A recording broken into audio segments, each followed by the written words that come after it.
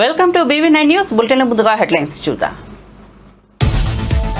రంగారెడ్డి జిల్లా ప్రొద్దుటూరులో ప్రపంచ స్థాయి ఎకో ఫ్రెండ్లీ ఎక్స్పీరియం పార్క్ ప్రపంచ స్థాయి ప్రమాణాలతో ఏకంగా 150 ఎకరాల్లో ఈ పార్క్ ఏర్పాటు. ఈ కార్యక్రమంలో పాల్గొన్న చిరంజీవి, ప్రభుత్వ విప్ మహేందర్ రెడ్డి, మంత్రి జూపల్లి కృష్ణారావు.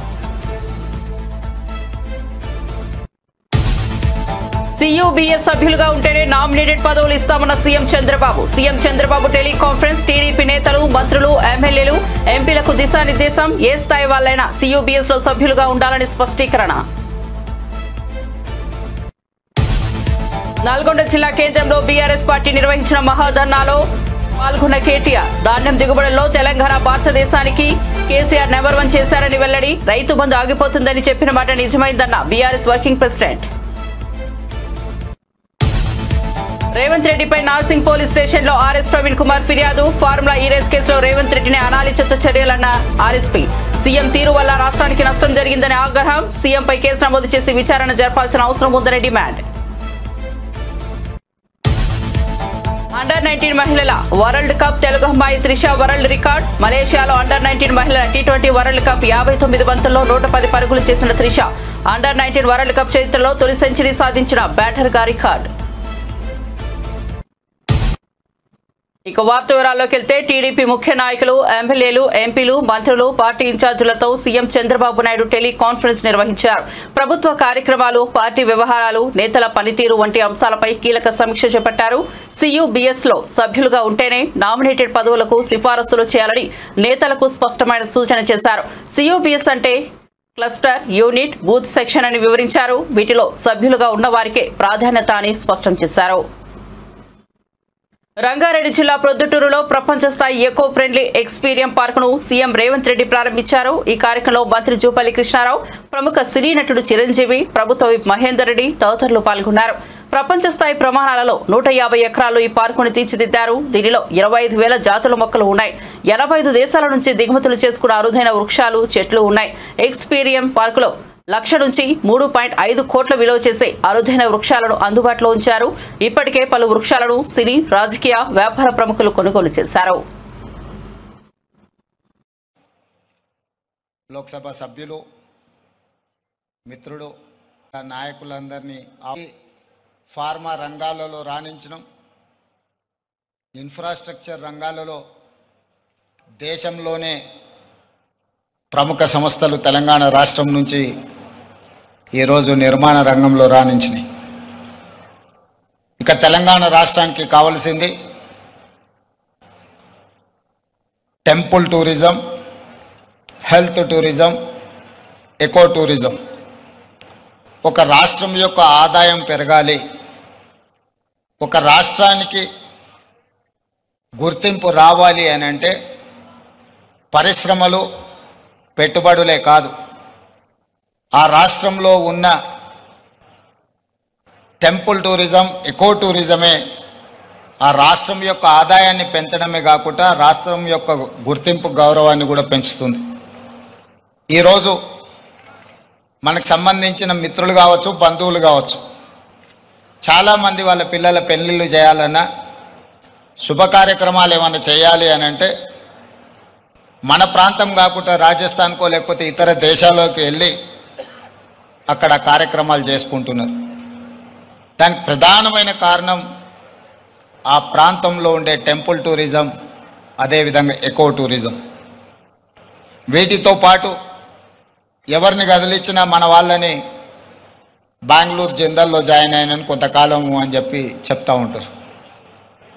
మనం ఈరోజు మందిరాలను దర్శించుకోవాలంటే తమిళనాడుకో ఇతర రాష్ట్రాలకో వెళ్తున్నాం. ఫారెస్ట్లో ప్రకృతి సహజ వనరులను చూడాలి అంటే మధ్యప్రదేశో లేకపోతే ఇతర రాష్ట్రాలకు వెళ్తున్నాం. అదేవిధంగా హెల్త్ టూరిజం విషయంలో కూడా మనం ఎక్కడెక్కడికో వెళ్ళాల్సిన పరిస్థితి.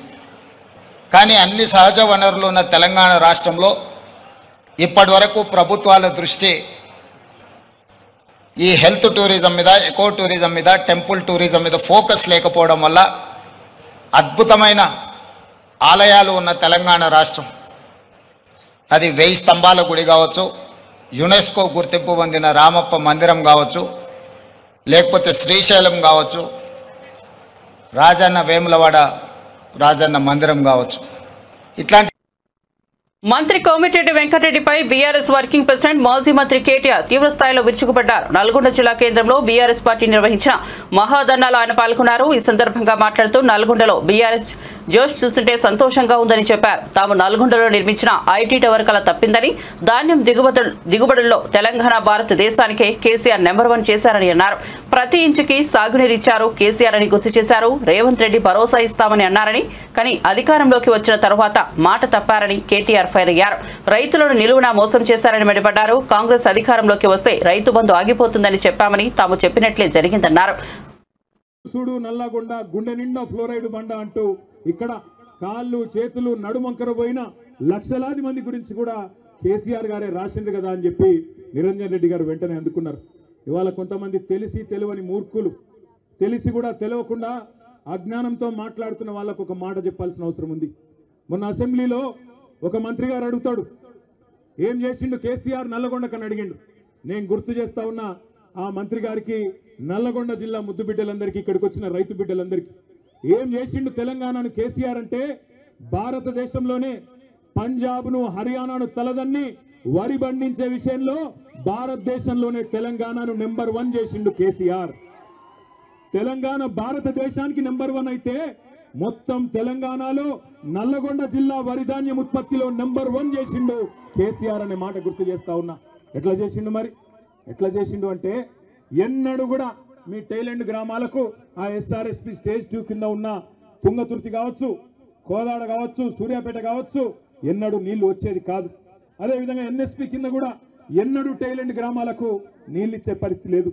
కానీ కృష్ణలో, గోదావరిలో ప్రతి ఒక్క నీటి బొట్టును ఒడిసిపట్టి అటు పాలమూరు రంగారెడ్డి ఎత్తిపోతల పథకం కట్టినా, ఇటు ప్రపంచమే ఆశ్చర్యపడే స్థాయిలో కాళేశ్వరం ప్రాజెక్టు కట్టినా, చివరి మడి వరకు, చివరి తడి వరకు నీళ్ళిచ్చిన రైతు బిడ్డ, రైతు నాయకుడు కేసీఆర్ గారు అనే మాట నేను మీకు గుర్తు చేస్తా ఉన్నా. ఇవాళ ఎవరెవరో రావచ్చు, ఏదేదో మాట్లాడచ్చు. వస్తుంటే మా చిరుమర్తి లింగయ్య గారు పెద్ద కాపర్తి ఆపిండు. లింగయ్య గారు ఆపి, అన్న జెండా ఎగిరేసి పో అన్నాడు. జెండా ఎగిరేసి కాడికి పోయినా నేను. పోతే అక్కడ ఒక రైతన్న వచ్చినాడు. వచ్చి, అన్న ఒక మాట అక్కడ చెప్పు నల్లగొండలా అన్నాడు. ఏం చెప్పాలి అంటే, ఏం లేదన్నా, మేమందరం కూడా నల్లగొండ జిల్లాలో పాలిచ్చే ఆవును వద్దనుకొని తన్నే దున్నపోతుని తెచ్చుకున్నాం, అందుకే మాకు కర్మ పట్టింది అని చెప్పమన్నాడు. ఆయన చెప్పిండు, నేను చెప్తలేను. పెద్ద కాపర్తి రైతు చెప్పిన మాట నేను చెప్తున్నా. పాలిచ్చే ఆవును వద్దనుకొని మరి ఇలా ఎగిరెగిరి తంతున్న దున్నపోతులను తెచ్చుకొని మీద పెట్టుకున్నాం. పెట్టుకుంటే ఏమొచ్చింది మీరు చూస్తున్నారు. నిన్నగాక మొన్న ముఖ్యమంత్రి గారు చాలా గొప్పగా చెప్పిండు. ఏమన్నాడు? 26 జనవరి రాత్రికే 12 గంటలకే టకీ టకీ ఏమని పడతాయి అన్నాడు. పడ్డా టకీ టకీమని పడ్డా పడలేదా? 12 సార్లు కదా కేసీఆర్ ఇచ్చింది. యాసంగికి వానకాలానికి లెక్క పెట్టుకుంటూ పోతే 6 ఏళ్లు నిరాటంకంగా మీరు అడగాల్సిన అవసరం లేకుండా, ఎన్నికల్లో మీ ఓట్ల కోసం జూటా మాట చెప్పకుండా కేసీఆర్ గారు ఆనాడు రైతుల మీద ఉన్న ప్రేమతో ఒకవైపు రుణమాఫీ చేయంగానే ఇక ఈ పైసలు ఖచ్చితంగా మళ్ళీ రైతులకు వేయాలని చెప్పి ఆనాడు 2017 సంవత్సరంలో భారతదేశంలోనే మొట్టమొదటిసారిగా స్వాతంత్రం వచ్చిన తర్వాత రైతు బంధు పథకం పెట్టిండు. ఆ ఒక్క రైతు బంధు పథకంలోనే కేసీఆర్ గారి ప్రభుత్వం మీ ఖాతాల్లో వేసింది 73,000 కోట్ల రూపాయలు 11 విడతలుగానే మాట నేను మీకు గుర్తు చేస్తా ఉన్నా. 73,000 కోట్లు వేసినప్పుడు కేసీఆర్ గారు ఎన్నడూ ఇట్లాంటి విన్యాసాలు చేయలే. టకీ టకీమని పడతాయని డైలాగులు కొట్టలే. కానీ తెల్లారి ఫోన్ తీయంగానే బ్రహ్మాండంగా రైతుల ఖాతాల్లో టింగు టింగు అనుకుంటా రైతు బంధు బ్రహ్మాండంగా డబ్బులు పడేది. కానీ ఈ ముఖ్యమంత్రి, ఈ కాంగ్రెస్ పార్టీ వీళ్ళెవ్వరు మీకు కొత్తోళ్ళు కాదు. నిజానికి 55 ఏళ్ళు చూసిన వాళ్ళే ఈ నల్లగొండ జిల్లాలో తాగునీటికి ఇబ్బంది అయ్యి ఆఖరికి మన పిల్లల బొక్కల్లో మూలుగా చచ్చిపోయేందుకు కారణమే కాంగ్రెస్. నల్లగొండ జిల్లా బిడ్డలు జీవోత్సవాలుగా మారినంటే దానికి కారణమే కాంగ్రెస్. నల్లగొండ రైతులు అవస్థపడ్డారంటే దానికి కారణమే కాంగ్రెస్. అందుకే మిమ్మల్ని మోసం చేయడానికే కొత్త కొత్త మాటలు, కొత్త కొత్త వేషాలు వేసుకొని కొత్త సీసాలో పాత సారా అన్నట్టు మళ్ళా బయలుదేరినారు. ఎన్నికలకు ముందు చెప్పినాం మేము వచ్చి మీకు అన్నాడు, అన్న కాంగ్రెస్ వాళ్ళు గెలిస్తే రైతు బంధుకు రామ్ రామ్ అంటారు, యాది పెట్టుకోండి అని నేను చెప్పిన. అదేవిధంగా పెద్దలు కేసీఆర్ గారు ప్రతి నియోజకవర్గంలో చెప్పిండ్రా లేదా? ఇవాళ రైతు బంధు సంవత్సరం దాటిపోయింది, 14 నెలలైంది, రూపాయి ఇయ్యలేదు.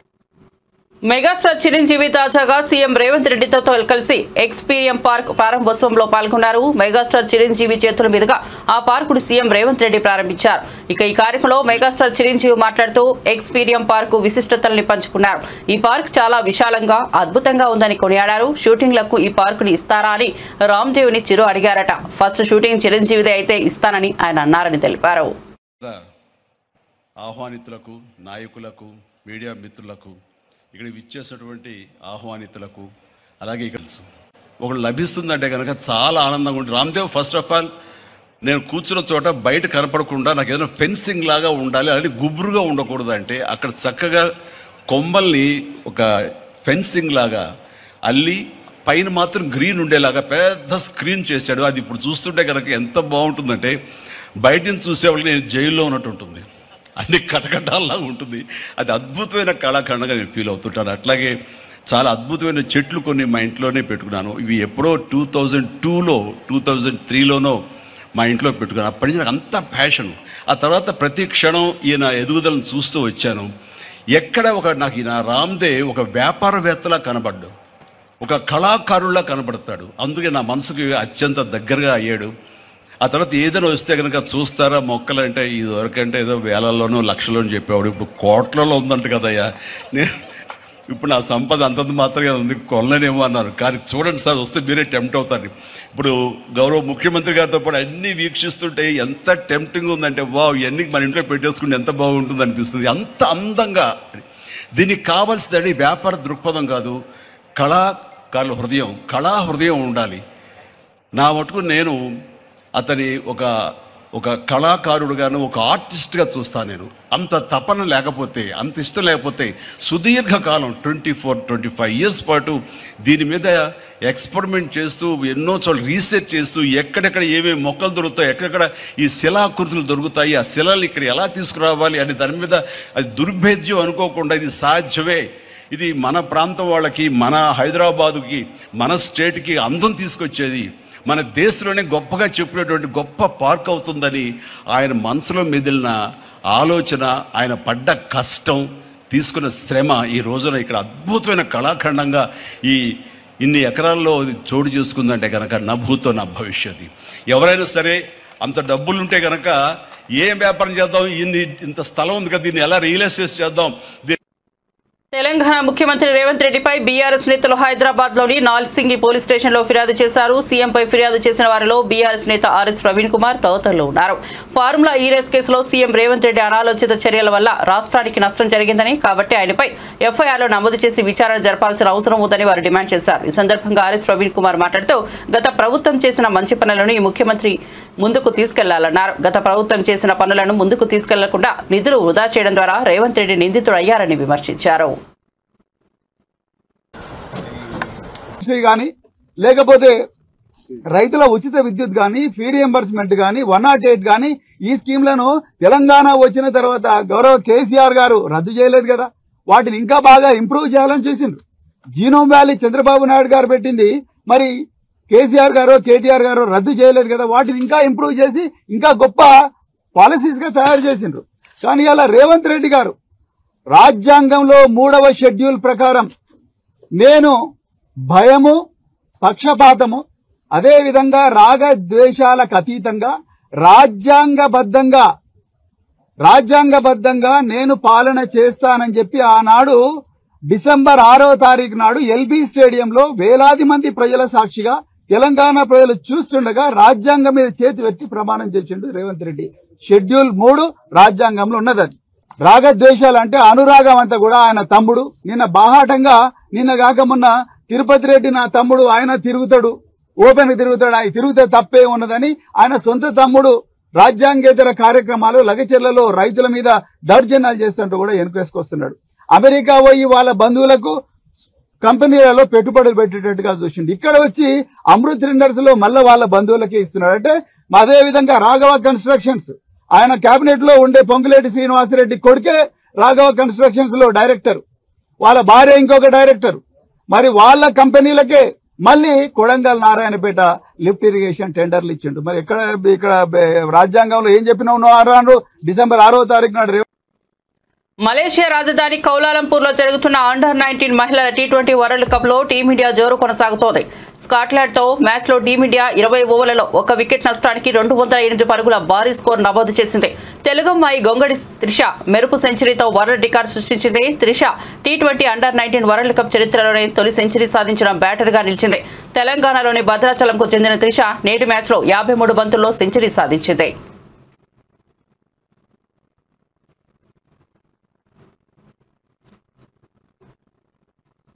సూర్యాపేటలో కొత్త బస్టాండ్ వద్ద కేంద్ర మంత్రి బండి సంజయ్ దిష్టిబొమ్మను యువజన కాంగ్రెస్ జిల్లా అధ్యక్షులు ఎలిమినేటి అభినయ్ ఆధ్వర్యంలో దగ్ధం చేశారు.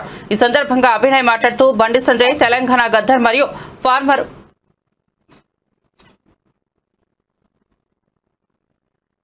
ప్రైమ్ మినిస్టర్ ఇందిరాగాంధీపై అనుచిత వ్యాఖ్యలు చేసినందుకు ఆయనను ఉద్దేశించి విమర్శలు చేశారు. ఆయన వ్యాఖ్యలు జాతీయ సంస్కృతిని మరింత హానికరంగా చేశాయని అన్నారు. బండి సంజయ్ వెంటనే తన వ్యాఖ్యలను వెనక్కి తీసుకోవాలని డిమాండ్ చేశారు. మన కాంగ్రెస్ రాష్ట్ర ప్రభుత్వం గతంలో ఏదైతే ఉన్నదో అలాగే కొనసాగిస్తుంది. ఇవాళ మీరు ఇందిరమ్మ ఫోటో పెట్టొద్దనడానికి మీరెవరు? తెలంగాణ ఉద్యమం నడిచినప్పుడు ఎక్కడున్నారు మీరు? కరీంనగర్లో ఎక్కడో ఏదో ఒకటి చేసుకుంటూ ఉన్నారు, కానీ అది సరికాదు. ఇందిరమ్మ ఇండ్లు, ఇందిరమ్మ భరోసా అన్ని ఇందిరమ్మ ఫోటో పెట్టే జరుగుతుంది. ఇదొక వారి మాటలు మేము తీవ్రంగా యూత్ కాంగ్రెస్ తరఫు నుంచి ఖండిస్తున్నాము. అలాగే గద్దర్ గారి గురించి మాట్లాడే హక్కు మీకు లేదు. ఏదైతే పొడుస్తున్న పొద్దు తెలంగాణమా అని చెప్పి ఏదైతే తెలంగాణ ఉద్యమం నడుస్తుందో ఆ రోజులలో యువతకు బాగా స్ఫూర్తినిచ్చింది. వారి పాటతోటే యువతకు బాగా చేయూతగా నడుస్తూ ఆ రోజు యువతను మొత్తం తెలంగాణ ఉద్యమంలో నడిపేయడానికి చాలా కీలకంగా వారి పాట స్ఫూర్తిగా ఉన్నదని చెప్పి తెలియజేసుకుంటున్నాను. అలాగే రజాకారులని పరిగెత్తించి ఆ రోజులు వారిని ఎదుర్కొన్న విషయంలో కూడా గద్దర్ గారు కీలక పాత్ర పోషించారు. వారి మరణం కూడా చివరి దాకా తెలంగాణ ఉద్యమం నడపడానికి వారి చివరి శ్వాస వరకు వాళ్ళు ఉద్యమంలో పాల్గొనడం జరిగింది. అలాగే వారి కుటుంబానికి మీరు ఖచ్చితంగా క్షమాపణ చెప్పి తీరాలి. లేదంటే మా యూత్ కాంగ్రెస్ తరఫు నుంచి మిమ్మల్ని వదిలిపెట్టేది లేదు. మీ కరీంనగర్ రావడానికి కూడా మా యూత్ కాంగ్రెస్ తరఫు నుంచి ఖచ్చితంగా వచ్చి మీ ఇంటి పైన ఖచ్చితంగా మీరు ఖచ్చితంగా క్షమాపణలు చెప్పాలని కోరుకుంటూ నాకు ఈ యొక్క అవకాశం. సూరజ్ చాంద్ रहेगा, ఇందిరా జీ का नाम रहेगा. ఈ భూమి మీద సూర్యచంద్రుడు ఉన్నంత వరకు ఇందిరా రాజు గారి పేర్లు చిరస్మరణీయం. బీజేపీ ప్రభుత్వం ముఖ్యంగా బీజేపీ నాయకుడు బండి సంజయ్ ఇందిరాగాంధీజీ పట్ల అనుచిత వ్యాఖ్యలు చేసినందుకు, గద్దర్ గారిపై అనుచిత వ్యాఖ్యలు చేసిన నిరసనగా నేడు మా మిత్రులు యువజన కాంగ్రెస్ పట్ల భద్రాచలం శ్రీ సీతారామచంద్రస్వామిని ఎమ్మెల్సీ కోదండ మరియు ఆయన భార్య దర్శించుకున్నారు. దేవస్థానం సిబ్బంది ఆలయ మర్యాదలతో స్వాగతం పలుకుతూ దంపతులకు ప్రత్యేక పూజలు నిర్వహించారు. కోదండరాం దంపతులు పూజలో పాల్గొని స్వామివారి ఆశీస్సులు అందుకున్నట్లు తెలిపారు.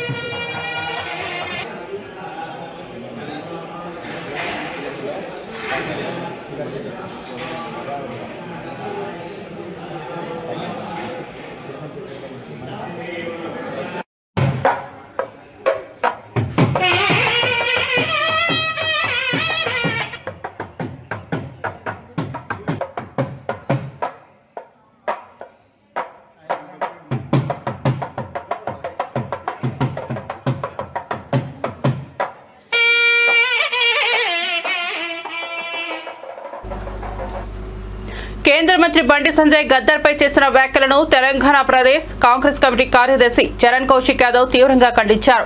బండి సంజయ్ గద్దర్ను పద్మ అవార్డు పొందడానికి అర్హత లేని వ్యక్తిగా అభివర్ణించారు. ఈ వ్యాఖ్యలను చరణ్ కౌశిక్ యాదవ్ సిగ్గుచేటని పేర్కొన్నారు.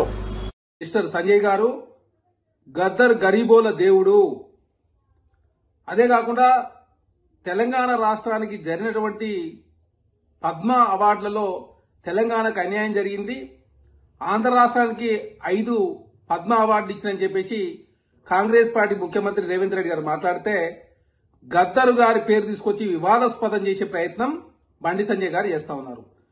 తెలంగాణ రాష్ట్రం నుంచి 8 మంది ఎంపీలు, 8 మంది ఎమ్మెల్యేలు, మొన్న జరిగినటువంటి ఎంపీ ఎలక్షన్లో 35% భారతీయ జనతా పార్టీకి ఓట్ల శాతం వేసి గెలిపిస్తే తెలంగాణకు పద్మ అవార్డులలో అన్యాయం చేసింది కేంద్ర ప్రభుత్వం అని చెప్పేసి కాంగ్రెస్ పార్టీ ముఖ్యమంత్రి రేవంత్ రెడ్డి గారు మాట్లాడితే గద్దర్ గారి పేరు మీద ఇష్యూని డైవర్ట్ చేసే ప్రయత్నం బండి సంజయ్ గారు చేస్తా ఉన్నారు. అదే కాకుండా ఇక్కడ గద్దర్ గారికి మావోయిస్టనో లేదు నక్సలైట్ భావజాలం ఉందనో వారికి పద్మ అవార్డు అని చెప్పేసి రాష్ట్ర ప్రభుత్వం రిఫర్ చేయలే. వారు సాహితీ కావచ్చు, కళలు కావచ్చు, సాహిత్యంలో వారు అందించినటువంటి విశిష్ట సేవలకు మాత్రమే పద్మ అవార్డు ఇవ్వాలని చెప్పేసి రాష్ట్ర ప్రభుత్వం రిఫర్ చేసింది. అదే కాకుండా పద్మ అవార్డులు భారతీయ జనతా పార్టీ ఇచ్చే అవార్డులు కాదు, అది కేంద్ర ప్రభుత్వం ఇచ్చే అవార్డులు, అవి జాతీయ అవార్డులు. భారతీయ జనతా పార్టీ ఇచ్చే అవార్డు అయితే మీ భావజాలను ఉన్నోళ్ళకి ఇచ్చుకుంటే ఎవరికి అభ్యంతరం లేదు. అదే కాకుండా వివిధ రంగాల్లో సేవలు చేసిన వ్యక్తులకు మాత్రమే పద్మ అవార్డులు ఇస్తారు. అదే కాకుండా గతంలో నరేంద్ర మోడీ గారు ప్రధానమంత్రి ఉన్నప్పుడు బుద్ధదేవ్ భట్టాచార్య గారికి కూడా పద్మ అవార్డు ఇచ్చారు. కాకపోతే వారు తీసుకోలేదు, అది పక్కకు పెడితే వారు ఫస్ట్ నుంచి కమ్యూనిస్ట్ పార్టీలో ఉన్న వ్యక్తులు. అదే కాకుండా సీతారాం యేచూరి గారికి రాజ్యసభలో బెస్ట్ పార్లమెంటరీ అవార్డు కూడా నరేంద్ర మోడీ గారు ప్రధానమంత్రిగా ఉన్నప్పుడు మాత్రమే ఇచ్చారు. అంటే వాడు ఫస్ట్ నుంచి కమ్యూనిస్టు పార్టీ కోసం పనిచేసిన వ్యక్తులు. కాకపోతే మరి వారికి బెస్ట్ పార్లమెంటరీ అవార్డు ఎందుకు ఇచ్చింది భారతీయ జనతా పార్టీ అంటే వారు అందించినటువంటి సేవలు కావచ్చు, అనునిత్యం ప్రభుత్వం మీద పోరాటం చేసినందుకు వాళ్ళ పర్ఫార్మెన్స్ చూసి మాత్రమే ఇస్తారు తప్ప ఇక్కడ అనవసరంగా రాజకీయం చేసే ప్రయత్నం భారతీయ జనతా పార్టీ బండి సంజయ్ గారు చేస్తున్నట్టు కనపడుతోంది. బండి సంజయ్ ఒక కేంద్ర మంత్రిగా మాట్లాడతలేడు, ఒక సాధారణ కార్యకర్త లాగా ఏది పడితే అది మాట్లాడుతూ తెలంగాణ సమాజాన్ని తప్పుదారి పట్టించే ప్రయత్నం బండి సంజయ్ గారు చేస్తా ఉన్నారు. అదే కాకుండా గతంలో అద్వానీ గారు హైదరాబాద్ లో సభ పెట్టినప్పుడు కావచ్చు, నరేంద్ర మోడీ గారు సభ పెట్టినప్పుడు కావచ్చు, గద్దర్ గారు కూడా ఆ సభకు వెళ్లిండు, నరేంద్ర మోడీ గారికి అలింగనం చేసుకుంటూ బండి సంజయ్ గారిని అలింగనం చేసినప్పుడు రోడ్డు భద్రతా నియమాలను వాహనదారులు తప్పకుండా పాటించాలని తిరుపతి చంద్రగిరి ఎమ్మెల్యేలు ఆరణి శ్రీనివాసులు, పులివర్తి నాని కోరారు. జాతీయ రహదారి భద్రత మాసోత్సవాల్లో భాగంగా రవాణా శాఖ ఆధ్వర్యంలో తిరుపతిలోని శ్రీ వెంకటేశ్వర విశ్వవిద్యాలయం నుంచి హెల్మెట్ అవగాహన ర్యాలీని joint transport commissioner Krishnaveni, Chandragiri MLA Pulivarthi నానితో కలిసి తిరుపతి ఎమ్మెల్యే ఆరణి శ్రీనివాసులు ప్రారంభించారు. అనంతరం ఎమ్మెల్యేలు ఆరణి శ్రీనివాసులు, పులివర్తి నాని మాట్లాడుతూ కేంద్ర రాష్ట్ర ప్రభుత్వాల మార్గదర్శకాల ప్రకారం రోడ్డు భద్రతా వారోత్సవాలు నిర్వహిస్తున్నామని, ఇందులో భాగంగా పూర్తి స్థాయిలో రోడ్ల భద్రతపై అధికారులు వాహనదారులకు అవగాహన కల్పిస్తున్నారని తెలిపారు. ఆర్టీఓ అధికారులు, పోలీస్ అధికారులు, టాస్క్ ఫోర్స్ వాళ్ళు, ఎన్డీఏ కూటమి నాయకులు అందరూ కూడా ఈ రోడ్డు వారోత్సవ భద్రతల్ని చాలా జాగ్రత్తగా కాపాడాలని, గత ప్రభుత్వంలో ఈ రోడ్లు చాలా యాక్సిడెంట్లు జరగడం జరిగింది. రోడ్లో గుంతలు కూడా 5 సంవత్సరాల కాలం గుంతలు కూడా పూడ్చలేని పరిస్థితి గత ప్రభుత్వంలో వైసీపీ ప్రభుత్వంలో జరిగింది. చాలామంది ప్రాణాలు కోల్పోయారు. ప్రియతమ ముఖ్యమంత్రి మన గౌరవనీయులు నారా చంద్రబాబు నాయుడు గారు, అదేవిధంగా ప్రియతమ ఉప ముఖ్యమంత్రి వర్యులు కొండెదల పవన్ కళ్యాణ్ గారు, యువ నాయకుడు మన లోకేష్ గారు, వీళ్ళ మన ముగ్గురు జత కలిపి గత 4 నెలలుగా రోడ్లలో ఉన్న గుంతలన్నింటికి బానిసలు కాకుండా అధికారులు కానీ ట్రాఫిక్ పోలీస్ అధికారులు కానీ ఒక అవగాహన ర్యాలీ పెట్టడం జరిగింది. అంటే ప్రజలందరికీ కూడా హెల్మెట్ ధరిస్తే ఏ విధంగా ప్రాణహాని లేకుండా ఉంటుందనే దానికి ఒక అవగాహన ర్యాలీ. మనం ఇప్పుడే మన గవర్నర్ సీనన్న గారు చెప్పిన విధంగా ఒక హెల్మెట్ ధరించి రోడ్డు యాక్సిడెంట్ జరిగినప్పుడు ప్రాణహాని అనేది నివారణ కట్టచ్చు. అదేవిధంగా గంజాయి మత్తులోనో డ్రింక్ మత్తులోనో డ్రైవింగ్ చేసినప్పుడు యాక్సిడెంట్లు జరిగి మన ప్రాణాలు పోతే మన కుటుంబానికి కాపాడేదానికి ఎవరుండరు కాబట్టి ఇదందరూ కూడా యువత గమనించాలని కూడా కోరుకుంటున్నా. అదేవిధంగా ఎన్డీఏ కూటమి తరపున చంద్రబాబు నాయుడు గారు ముఖ్యమంత్రి అయిన తర్వాత డిప్యూటీ సీఎం గారు పవన్ కళ్యాణ్ గారు కానీ, ఐటీ శాఖ మంత్రి నారా లోకేష్ బాబు గారు, వీరి యొక్క ముగ్గురు దీంట్లో ఈరోజు రాష్ట్ర వ్యాప్తంగా ఎక్కడెక్కడైతే రోడ్లు దెబ్బతినిందో ఆ రోడ్లన్నీ కూడా గుంతలు పూడ్చడం జరిగింది. అది కాకుండా ఎన్ఆర్జీఎస్ తరపున కూడా పల్లెటూరులో ఉన్న చోట ప్రతి చోట కూడా సీసీ రోడ్లు వేసి ఆ సీసీ రోడ్ల ద్వారా కూడా ఎక్కడ కానీ అసౌకర్యం లేకుండా, యాక్సిడెంట్ లేకుండా కూడా ఈరోజు జరుగుతూ ఉంది. చంద్రగిరి నియోజకవర్గంలో కూడా సుమారు ఈరోజు 60 కోట్లకి ఎన్ఆర్జీఎస్ తరఫున, అదేవిధంగా 2,70,00,000 రూపాయలు ఆర్ఎన్బి తరఫున కూడా జరిగింది. అదేవిధంగా తిరుపతిలో కూడా మున్సిపాలిటీలో కూడా సీనన్న గారి నాయకత్వంలో మొత్తం జరుగుతూ ఉంది. ఈ 6 నెలల్లో ఈ రహదారుల పైన జరిగే యాక్సిడెంట్ నివారణ కట్టేదానికి చంద్రబాబు నాయుడు గారి ఎన్డీఏ కూటమిలో ఏ విధంగా జరుగుతుందో దీనికి నిరసన తెలియజేసుకుంటూ మీ ద్వారా ప్రజలందరికీ కానీ, చంద్రగిరి కానీ, తిరుపతి నియోజకవర్గం ప్రజలకందరికీ పేరు పేరున విన్నపం. చిలుకూరు బాలాజీ ఆలయ ప్రధాన అర్చకుడు శ్రీ శ్రీఎస్ రంగరాజన్ కుంభమేళానికి వెళ్లే భక్తులకు ఎయిర్లైన్ దోపిడీపై ఫిర్యాదు చేశారు. భక్తులు ఎయిర్లైన్ సంస్థల నుంచి అనవసరమైన ధరలు, సేవల లోపం వంటి సమస్యలను ఎదుర్కొంటున్నారని ఆయన తెలిపారు. ఈ సందర్భంగా భక్తులు తమ ప్రయాణాలను సురక్షితంగా, సౌకర్యవంతంగా చేయడానికి ఎయిర్లైన్ సంస్థలపై ఫిర్యాదు చేయాలని ఆయన సూచించారు.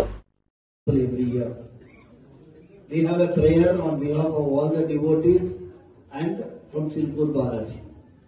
This is a nation which is Sanatana Dharma is the basis for this nation. In this nation, Maha Kumbh Mela is happening once in 144 years. It is a unique event. Lot of people might not be alive for the next Kumbh Mela. When such a Kumbh Mela is happening, everybody wants to go and take the bath in the Triveni Sangama. There are a lot of different ways of reaching Prayagraj. Some people are hiring their own vehicle, their own buses, their own trains they are booking. But unfortunately, the airline industry is trying to, extortion it is doing. 50,000 rupees, 60,000 rupees flight ticket one way. Utter nonsense. When our country gives Hajj pilgrimage subsidy, why are you allowing this DGCA people? Why are you allowing the airlines to charge such exorbitant fare? From here, we are requesting the airlines to regulate your upper fare and asking the government of India to force them to refund whatever amount they have charged beyond a particular limit. You put 10,000 or 15,000 is okay, but not 50,000 and all. This is not the place to extort money. It is a pilgrimage, a lifelong experience one time Kumbh Mela starts. I request the Honorable Prime Minister and Honorable Minister for Civil Aviation, Rammohan Naidu Garu, who is also a devotee, to please step in immediately. Sarve Janam Sukhino Bhavantu. How many people are supporting my request? Please raise your hand. Bolo Chilkur Balaji Bhagwan ki Jai. Bharat Mata ki Jai Shri Ram. Tirumala శ్రీవారిని ప్రముఖ గాయని సునీత దర్శించుకున్నారు. VIP ప్రారంభ విరామ దర్శన సమయంలో స్వామివారి సేవలో ఆమె పాల్గొన్నారు. టీటీడీ అధికారులు ఆమెకు స్వాగతం పలికి దర్శన ఏర్పాట్లు చేశారు. అనంతరం గర్భాలయంలో స్వామివారిని దర్శించుకుని మొక్కులు చెల్లించుకున్నారు. దర్శనం అనంతరం రంగనాయకుల మండపంలో పండితులు ఆశీర్వచనం చేసి స్వామివారి తీర్థ ప్రసాదాలను ఆమెకు అందజేశారు.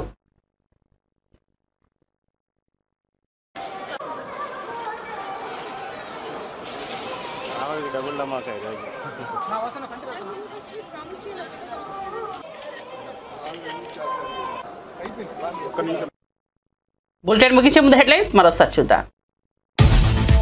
రంగారెడ్డి జిల్లా పొద్దుటూరులో ప్రపంచ స్థాయి ఎకో ఫ్రెండ్లీ ఎక్స్పీరియం పార్క్ ప్రపంచ స్థాయి ప్రమాణాలతో ఏకంగా 150 ఎకరాల్లో ఈ పార్క్ ఏర్పాటు. ఈ కార్యక్రమంలో పాల్గొన్న చిరంజీవి, ప్రభుత్వ విప్ మహేందర్ రెడ్డి, మంత్రి జూపల్లి కృష్ణారావు.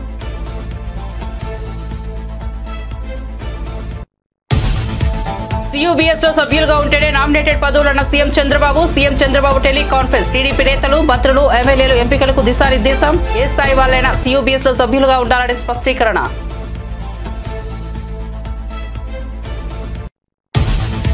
నల్గొండ కరీంనగర్ జిల్లా కేంద్రంలో బీఆర్ఎస్ పార్టీ నిర్వహించిన మహాధర్నాలో పాల్గొన్న కేటీఆర్ ధాన్యం దిగుబడిలో తెలంగాణ భారతదేశానికి కేసీఆర్ నంబర్ 1 చేశారని వెల్లడి. రైతు బంధు ఆగిపోతుందని చెప్పిన మాట నిజమైందన్న బీఆర్ఎస్ వర్కింగ్ ప్రెసిడెంట్.